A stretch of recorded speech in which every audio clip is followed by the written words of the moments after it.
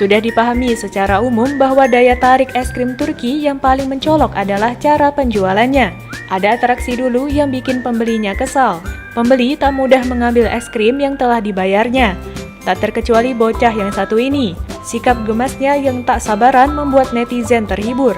Mengutip pengguna TikTok berikut, bocah berbaju putih itu tampak menunggu es krim disajikan. Seperti biasa, penjual es krim Turki itu melakukan atraksi tarik ulur. Berkali-kali ditipu oleh penjual, bocah itu pun emosi. Dengan tangannya yang mungil, ia memukul-mukul tempat es krim tersebut. Pada akhirnya, dirinya pun menangis sembari berlari menjauhi penjual. Kesabarannya tipis sekali, begitu komentar salah satu netizen.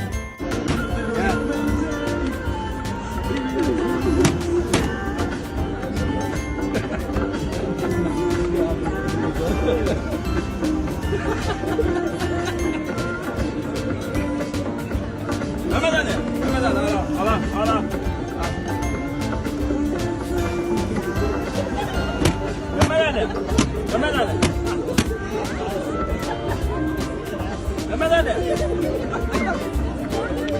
Mehmet Ali. Terima kasih sudah nonton. Jangan lupa like, subscribe, dan share ya.